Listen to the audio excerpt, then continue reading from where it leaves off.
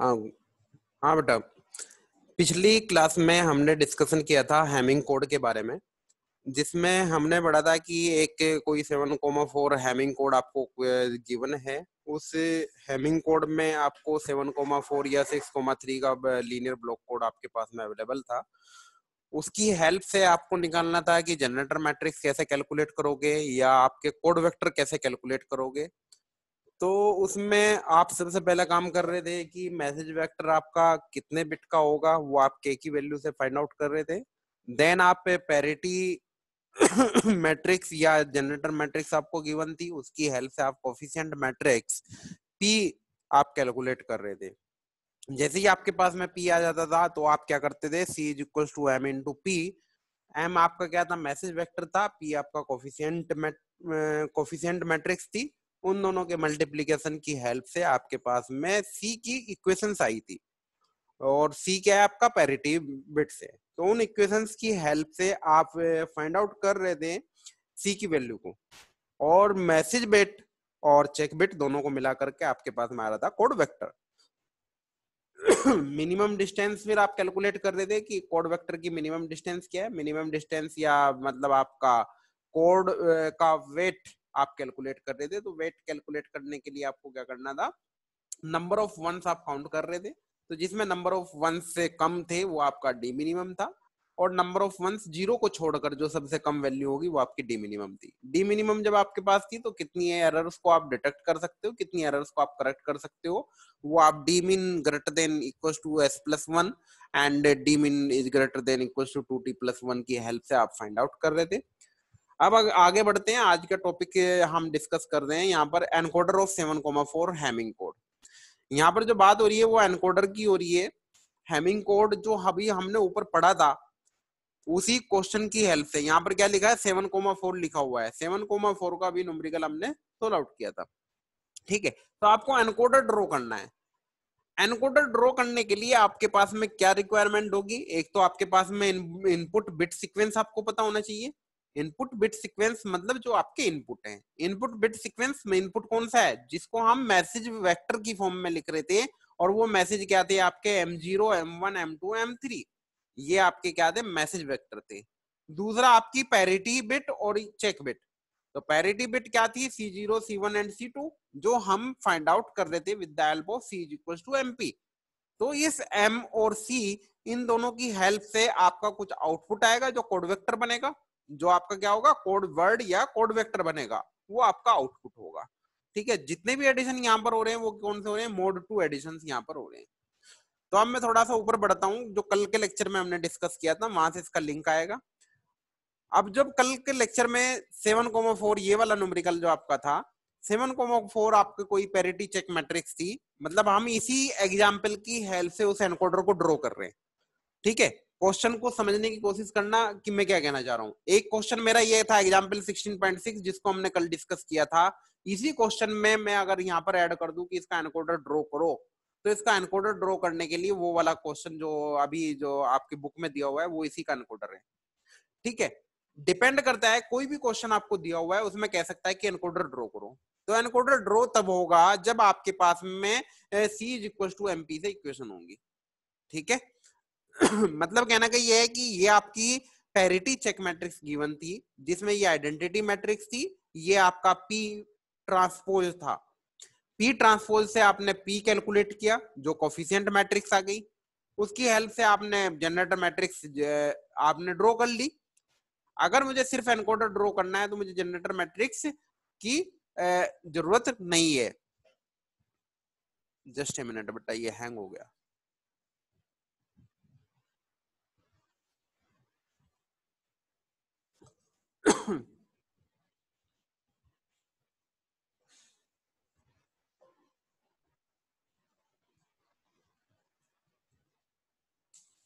हाँ बेटा, तो आपके पास में क्या है, यहाँ से P आपने कैलकुलेट कर लिया था। अब इस P की हेल्प से आप क्या कर रहे थे कि जनरेटर मैट्रिक्स फाइंड आउट की थी। तो जनरेटर मैट्रिक्स मुझे जरूरत नहीं, मैं इस वाले पॉइंट पे आ जाता हूँ कि C is equal to MP।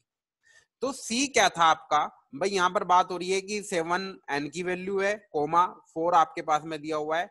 ये जो K है, K तो 4 हो गया आपका, तो C इज इक्वल टू क्या होगा, N माइनस K, 7 माइनस 4 3 होगा। तो 3 बिट का आपका क्या होगा, 1 क्रॉस 3 की आपकी चेक बिट हो गई, C0 C1 C2। और मैसेज क्या होंगे आपके, के की वैल्यू 7,4, के क्या है 4 है, तो उसकी हेल्प से आपने M0 M1 M2 M3 आपके पास में 4 मैसेज बिट हो गई। ये P की वैल्यू आपकी, आपने क्वेश्चन में पैरिटी चेक मैट्रिक्स H दिया हुआ था, उसकी हेल्प से आपने P कैलकुलेट किया। इसकी हेल्प से आप क्या कर रहे थे कि रो का कॉलम में मल्टीप्लीकेशन, मैट्रिक्स मल्टीप्लीकेशन सबको आता है, ठीक है, फिर इस कॉलम का, फिर इस रो का इस कॉलम में, सेकंड वाले कॉलम में मल्टीप्लीकेशन करेंगे 1 1 0 1 में और फिर 1 0 1 1 में। तो यहाँ से इन दोनों की मल्टीप्लीकेशन की हेल्प से आपके पास में C0 C1 एंड C2 तीन इक्वेशन आई है, ठीक है। मैं आपको ना एक बार ये करके दिखा देता हूं, बता दूं।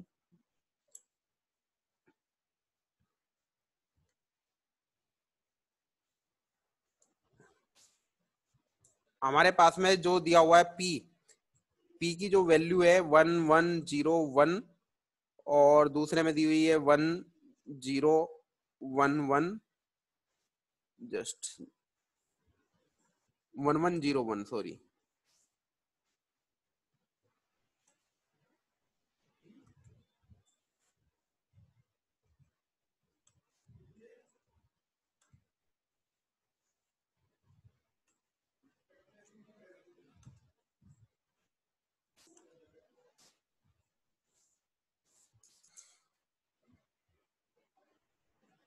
1 1 1 0 1 1 0 1 एंड 1 0 1 1।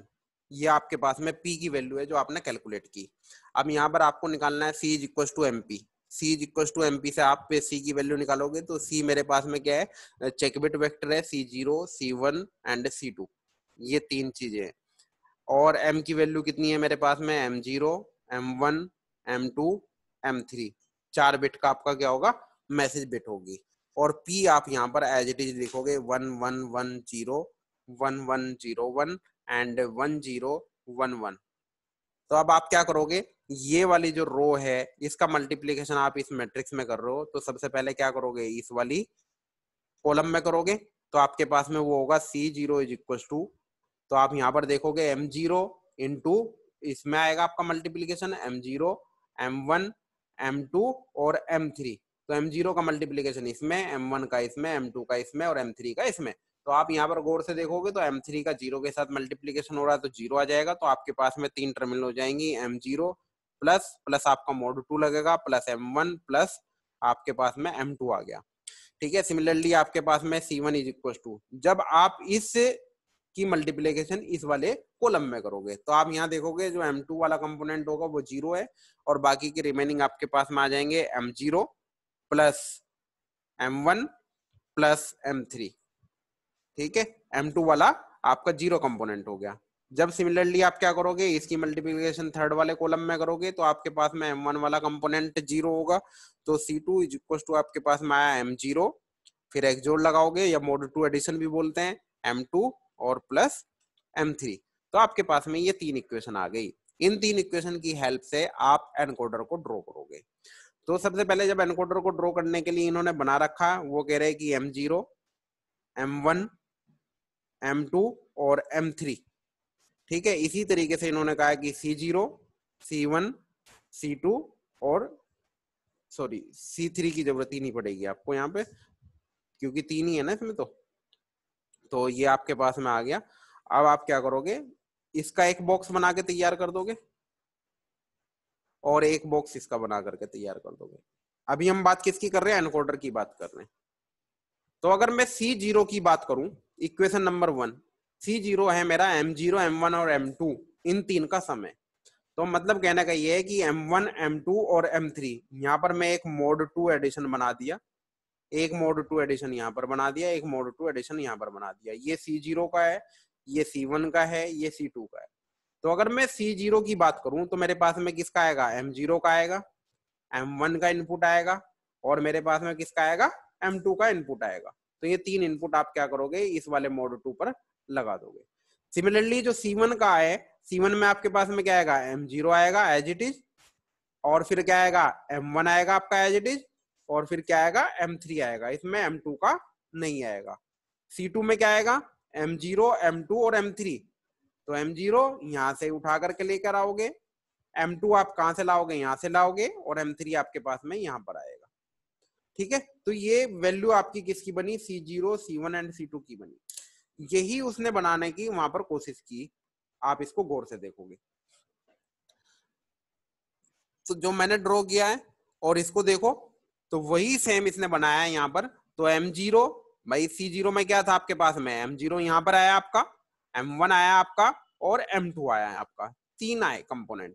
इसी तरह C1 में आपका क्या आया था, M0 यहाँ पर आया, ये M1 यहाँ से आया, और M3 आपका यहाँ से आया।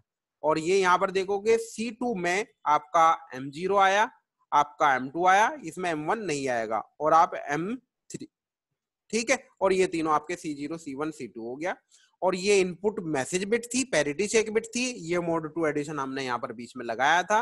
तो यहाँ पर आपको मैसेज बिट्स मिली कुछ, और यहाँ पर आपको पैरिटी चेक बिट मिली, और इन दोनों के बीच में एक ये यहाँ पर HS जो लिखा हुआ है, ये एक स्विच लगा रखा है। जैसे ये आपका कनेक्ट होगा तो आपका क्या होगा, कोड वर्ड मिलेंगे। मतलब मैसेज वेक्टर यहाँ से ऊपर से मैसेज बिट आई, और नीचे से यहाँ से चेक बिट आई, इन दोनों का जो कॉम्बिनेशन होता है वही आपका कोड वर्ड होता है, जो ऊपर की टेबल में हमने कल ड्रॉ किया था।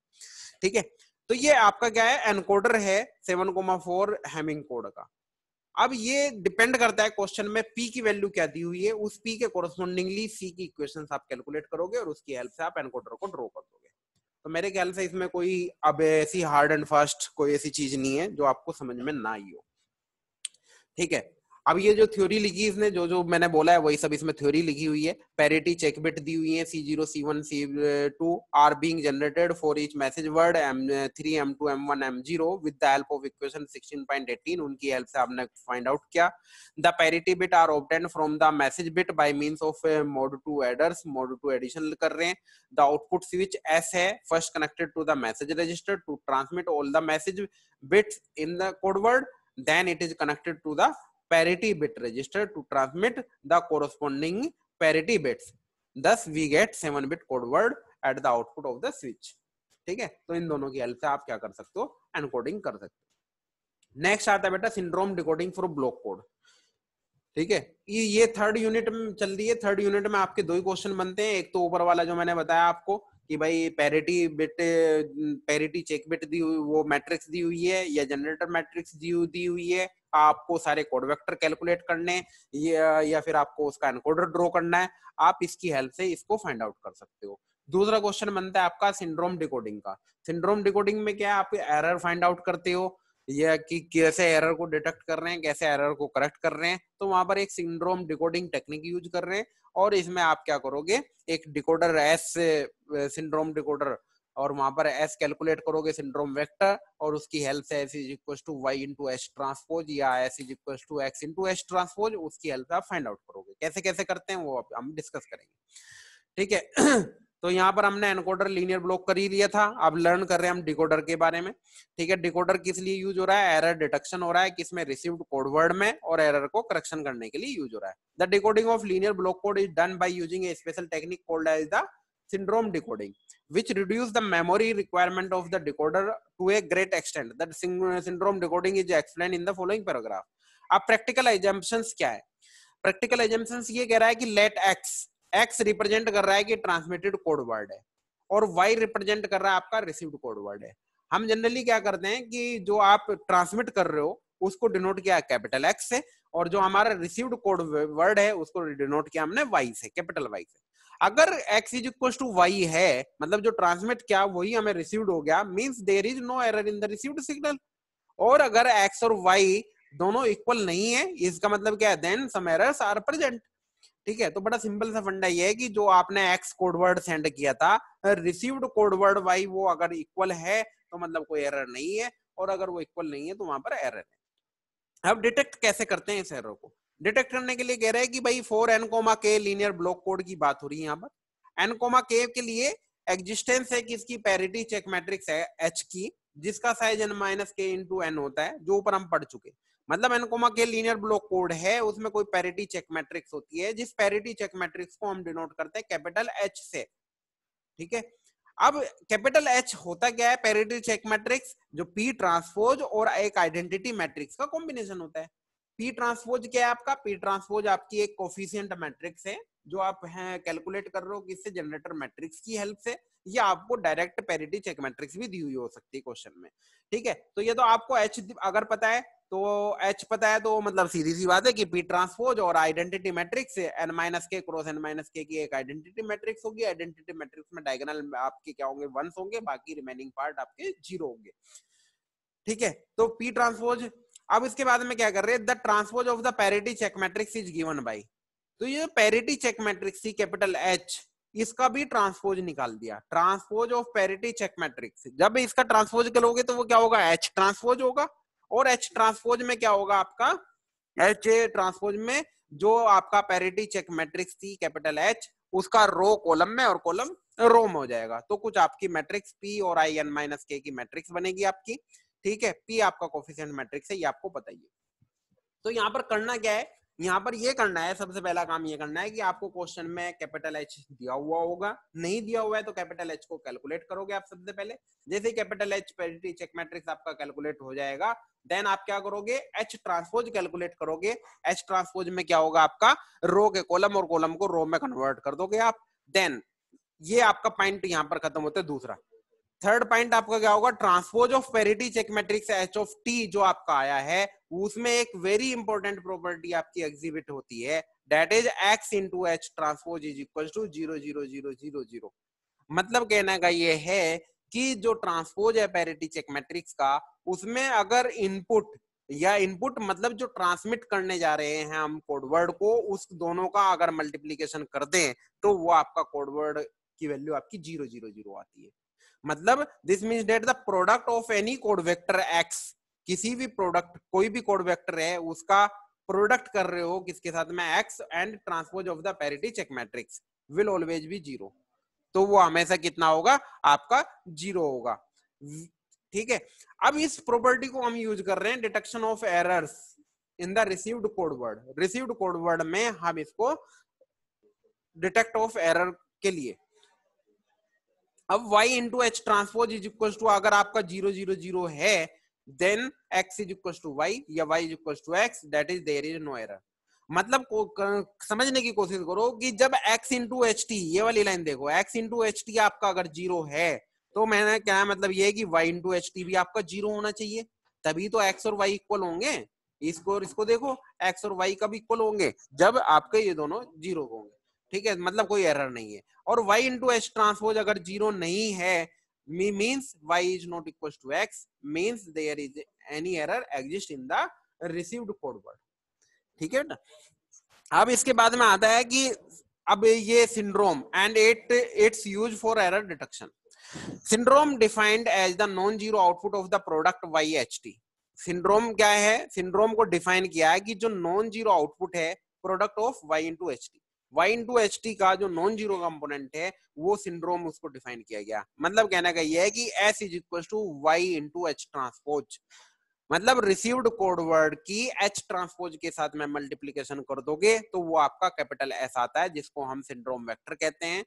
और ये non zero syndrome represent the presence of error in the received code word. और अगर s की वैल्यू कुछ आती है तो इसका मतलब क्या है कि वहां पर क्या है, एरर की प्रेजेंस है रिसीव्ड कोड वर्ड में, और इसको कैपिटल एस से डिनोट करते हैं, where s is equal to Y into H transpose.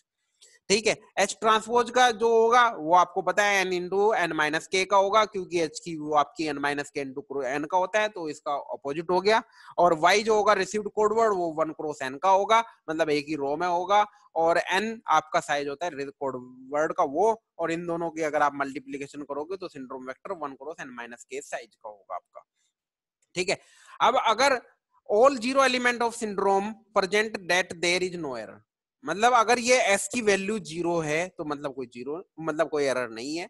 और अगर नॉन जीरो वैल्यू आ रही है किसकी, किसी भी एलिमेंट में, तो syndrome represents the presence of error. But sometimes even if all the syndrome elements have zero value and the error exist, ऐसी भी कंडीशन हो सकती है कि सारे सिंड्रोम एलिमेंट आपके जीरो हो और वहां पर कोई एरर एग्जिस्ट कर जाए। ठीक है, तो वो क्या कह रहा है 10 when s is equal to 0, अगर s इज इक्वल टू 0 होगा तो या तो either y is equal to x होगा, means there is no error in the received word, और अगर y और x इक्वल नहीं है मींस आपका क्या है कि some other valid code vector भी हो सकता है अदर देन x। ऐसा भी हो सकता है कि y और x इक्वल ना हो लेकिन वहां पर एरर भी शो ना करे और सिंड्रोम ऐसा आ जाए, तो वो कोई एक वैलिड कोड वर्ड हो सकता है। तो दो डिफरेंट पॉसिबिलिटीज हो सकती है। अब यहाँ पर एक यूज होता है error vector E, capital E. अब ये क्या कह रहा है, ये कह रहा है कि एक n बिट का आप जो है ट्रांसमिट कर रहे हो और रिसीव्ड कोड वेक्टर या कोड वर्ड्स हैं आपके पास में x एंड y रेस्पेक्टिवली, मतलब x आपका ट्रांसमिटेड है और y आपका रिसीव्ड है। Let us define an n bit vector capital E। अब आप डिफाइन कर रहे हो एक एरर वेक्टर कैपिटल E को such that its non zero element represent the locations of error in the received code vector y as shown in the figure. एक non zero element represent कर रहा है जो लोकेशन फाइंड आउट कर रहा है, location बता रहा है एरर्स की रिसीव्ड कोड वेक्टर में। ठीक है, तो जैसे कि यहाँ पर एक एग्जांपल लिया है इसने, तो ये transmit code vector capital x है 0011110, जिसमें से आपका स्टार्टिंग वाला जो कंपोनेंट है ये मैसेज बिट है और 110 आपका चेक बिट दिया हुआ है। ठीक है, रिसीव्ड वेक्टर कोड वेक्टर आपका 1001 एंड 011 आपका कुछ रिसीव्ड हुआ। तो मतलब जहां पर आपकी बिट डिफरेंट है, ये बिट डिफरेंट है, ये वाली बिट डिफरेंट है, ठीक है, और ये वाली बिट डिफरेंट है, 3 बिट इसमें डिफरेंट है। तो इन तीनों बिट पे आप देखोगे आपको जो एरर वेक्टर ई होगा, जहां जहां पर आपका डिफरेंट बिट होगी वहां पर आप क्या करोगे, उसको 1 से डिनोट कर दोगे और रिमेनिंग बिट आपकी जो होंगी वो आपकी क्या होंगी, 0 होंगी। तो आपका जो एरर वेक्टर हुआ वो 1010 100 आपके पास में आ गया। तो ये नॉन जीरो एलिमेंट आपके क्या है, एरर वेक्टर को रिप्रेजेंट कर रहे हैं, उसकी लोकेशन भी पता चल रही है कि कहां पर हमारी एरर है। ठीक है, अब क्या कह रहा है कि जो एलिमेंट है code vector y, y is equal to कह रहा है x एक्सोर e, मतलब जो y है उस रिसीव्ड कोड वेक्टर को आप फाइंड आउट कर सकते हो किससे, जो आपका कोडवर्ड है जिसको आप ट्रांसमिट कर रहे हो वो प्लस उसमें जो एरर है वो दोनों मिलकर के आपका क्या बनेगा, एक रिसीव्ड वेक्टर बनता है y। ठीक है, तो y इज इक्वल टू आपका x और e, जो ऊपर एग्जाम्पल लिया था यहाँ पर x की वैल्यू ये वाली दी हुई थी 0011110 और e आपके पास में 1010100 था, उसकी हेल्प से आपने इन दोनों को वो किया तो आपके पास में y की वैल्यू आ गई यहाँ पर, और y इज इक्वल टू 1001010 आपके पास में y हो गया। ठीक है, सिमिलरली सेम प्रोसीजर आप उल्टा भी फॉलो कर सकते हो। मोड 2 की प्रॉपर्टी है ना, मोड 2 मतलब x y is equal to x plus E कर दो या x is equal to y plus E कर दो, क्योंकि मोड 2 एडिशन है तो x को भी आप इसके वाइस वर्सा मतलब फाइंड आउट कर सकते हो कि x is equal to y plus E, आप फाइंड आउट कर सकते हो कि ये आपके पास में आ गया x is equal to y XOR e। अब एक रिलेशनशिप कह रहा है कि between syndrome and error vector, तो आपको पता है कि x is equal to Y into H transpose होता है। अब y की जगह पर पुट कर दिया x प्लस ई, यहाँ पर अभी जो था ऊपर यहाँ पर बात कर रहे थे हम, मतलब जो आप ट्रांसमिट करने वाले हो और एरर वेक्टर है उन दोनों का सम आपका किसके इक्वल है, y के इक्वल है, इंटू एच ट्रांसपोज आपका एज इट इज रहा। अगर इस ब्रैकेट को खोल के अंदर मल्टीप्लीकेशन करता हूं तो x into H transpose XOR e into H transpose, और आपको पता है कि x इंटू एच ट्रांसपोज जो होता है वो 0 होता है, और वो 0 हुआ तो s is equal to 0 XOR e into H transpose, so s is equal to e into H transpose होगा। यही एक रिलेशन है between syndrome vector s and error vector capital E। ठीक है, इसको आज यहीं पर स्टॉप करते हैं बेटा हम। तो आज हमने जो पढ़ा है वो पढ़ा है सिंड्रोम वेक्टर के बारे में पढ़ा है। सिंड्रोम वेक्टर में आपके बारे में जितनी भी चीजें हुई, एनकोडर हुआ, फिर उसके बाद में जो है सिंड्रोम वेक्टर की बातें हुई, सिंड्रोम डिकोडिंग की बात हुई। सिंड्रोम डिकोडिंग में आपके पास में जो ट्रांसमिटेड कोडवर्ड है वो आपका x है, रिसीव्ड कोडवर्ड है वो आपका y है। आप h आपको गिवन है, नहीं गिवन है तो आप h की वैल्यू को कैलकुलेट करोगे, तो आप उसका ट्रांसपोज कैलकुलेट करते हैं। सबसे पहले x इंटू एच ट्रांसपोज कर लो, y इंटू एच ट्रांसपोज कर लो, इन दोनों का अगर मल्टीप्लीकेशन देखोगे तो आपके पास में क्या होगा, दोनों आपके 0 होने चाहिए। ठीक है, तो x इंटू एच ट्रांसपोज तो आपका ऑलवेज क्या होगा, 0 ही होगा। अब जो आप, क्योंकि आप तो एरर फाइंड आउट कर रहे हो तो आपको क्या कैलकुलेट करना है, सबसे पहले y into H transpose calculate करोगे। अगर y इंटू एच ट्रांसपोज आपके पास में आप कैलकुलेट करोगे, अगर उसकी वैल्यू 000 आती है तो उस केस में आप क्या करोगे, मतलब देयर इज नो एरर। और अगर वो दोनों इक्वल नहीं है, मतलब y इंटू एच ट्रांसपोज आपके पास में जो दिया हुआ है y इंटू एच ट्रांसपोज अगर नॉन जीरो एलिमेंट आ रहा है, means there is any error. ठीक है, फिर उस एरर को फाइंड आउट करने का तरीका दूसरा है जिसमें हम सिंड्रोम वेक्टर एस कैलकुलेट करते हैं। ठीक है ना, तो उसमें फिर यहाँ से आप कैलकुलेट करोगे कि y equals to X plus E, इसकी हेल्प से आप एरर को फाइंड आउट कर सकते हो। आगे न्यूमेरिकल्स हम डिस्कस करेंगे कल, तब जो है हमें पता चल जाएगा कि कैसे कैसे कैलकुलेट करना है। ठीक है बेटा, थैंक यू सो मच, आज के लिए इतना ही है, बाकी कल करेंगे।